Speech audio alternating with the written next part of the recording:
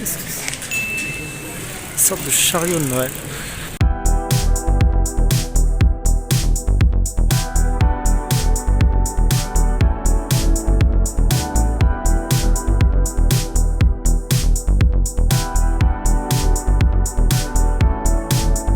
Élise et Cécile vont à l'école. Enfin, Cécile emmène Élise à l'école. Et là, je découvre que c'était complètement flou. C'est ça le problème quand t'as pas d'écran réversible. En tout cas, j'étais en train de dire que moi, je n'allais pas travailler exceptionnellement ce jeudi. Ou plutôt, j'allais travailler à la maison parce que j'étais de garde d'enfants malade. Paul était malade, il se sentait pas bien. Donc du coup, c'est ce que j'étais en train d'expliquer à la caméra. Mais qu'on allait essayer de travailler, d'essayer de faire quand même quelque chose de cette journée. Retour à notre journée. Et c'est parti pour cette formidable aventure humaine qui s'appelle aller chez le médecin. T'es prêt, Paul ?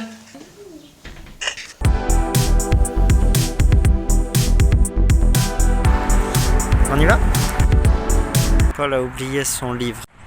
Paul avait oublié son livre dans la voiture et il ne pouvait pas aller le chercher tout seul, alors que c'est vraiment à deux pas. Du coup, on a dû ressortir tous les deux. On sort de chez le médecin. Ok. Bah, c'est quand t'as un peu mal au cœur, tu vois, t'as envie de vomir. Tiens, hier soir, avant-hier soir, on a regardé avec Cécile un film qui s'appelle The Bike Riders. Qu'on pourrait traduire par Les motards. Bon, Les motards, ça claque moins quand même que le titre anglais. J'ai voulu le voir non pas à cause du titre, mais plutôt parce que c'est réalisé par Jeff Nichols. Et j'aime beaucoup Jeff Nichols. Oui, j'aime beaucoup Jeff Nichols parce que c'est le réalisateur de Take Shelter, qui était vraiment génial. You wanna waste money on a stupid tornado shelter? Et aussi Midnight Special, pour lequel j'ai beaucoup d'affection. Dad, it's okay. Donc je me suis dit que ça pouvait pas être mauvais comme film. Ça serait forcément original dans la manière de faire, et effectivement ça l'était. Alors il y a un côté très violent, très rebutant à première vue, mais moi ce qui m'a vraiment plu, c'est vraiment deux choses. D'abord c'est le côté qui manque d'assurance des personnages. C'est-à-dire il monte un club de bikers, il voit qu'il faut qu'ils jouent les gros durs, etc. Mais on voit qu'il y a quand même toujours une petite inquiétude derrière. So, I guess I'm challenging you. Go fuck yourself.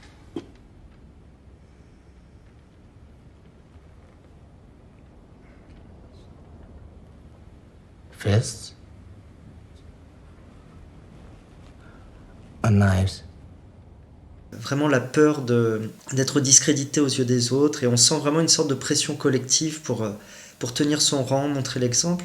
Et ça, c'était vraiment très chouette, parce qu'en général, quand on nous montre des caïds, on nous les montre sur deux, alors que là, on voyait qu'il y avait le fait que c'était d'abord des gens plutôt rangés, avec une vie de famille, un boulot, une vie un peu plan-plan, et qui d'un seul coup doivent jouer les rebelles, doivent jouer les durs à cuire. Donc ça c'était très chouette, notamment la figure du chef qui est jouée par Tom Hardy. Et l'autre chose qui m'a beaucoup plu, c'est justement de voir cette évolution entre un côté un peu old school du gang de bikers, d'abord une bande de potes qui a juste envie de boire des bières en faisant la fête, mais qui ne sont pas méchants du tout, et puis une nouvelle génération qui elle est issue plutôt des démons des États-Unis, avec les vétérans du Vietnam, qui reviennent avec des troubles psychiatriques assez lourds, et qui les rend plus violents, et puis aussi vraiment un sous-prolétariat aussi, qui n'a plus rien dans sa vie, qui a une vie absolument chaotique, avec des parents violents ou alcooliques, et dans une misère terrible, et qui du coup vont prendre vraiment très au sérieux, et d'une manière très violente, ce que c'est que les gangs de bikers. They started running drugs, gambling, prostitution.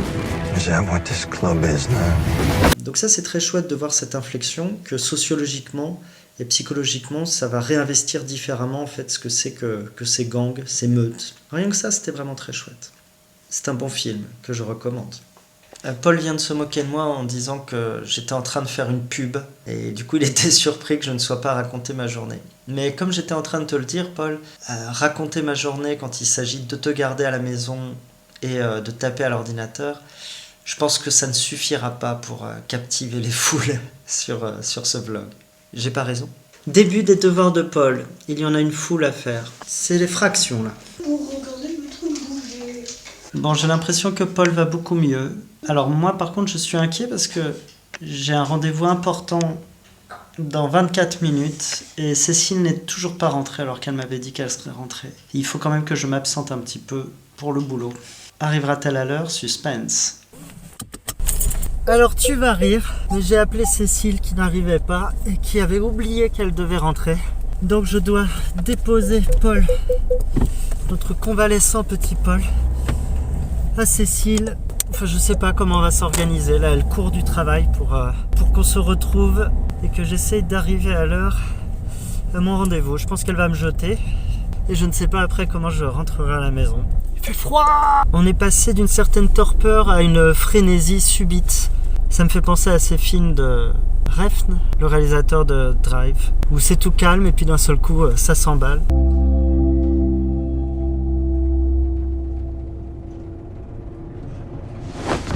Bah là c'est pareil. Merci de me récupérer, de me déposer. Alors on a oublié? Mais non, j'ai pas compris. Je suis arrivé à l'heure à mon rendez-vous, qui s'est très bien passé. Je suis très content, ça a été très constructif. Rien que pour ça, ça n'a pas été une journée vaine. On a fait une halte à la boucherie.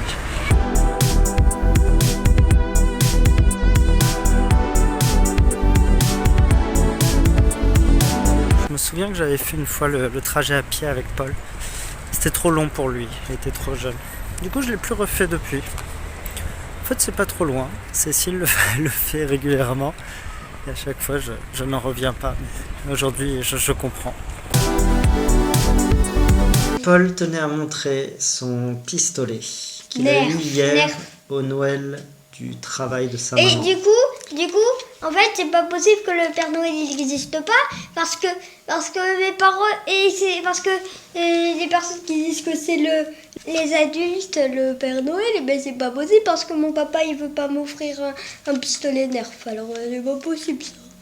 C'est donc la preuve ultime de l'existence du Père Noël.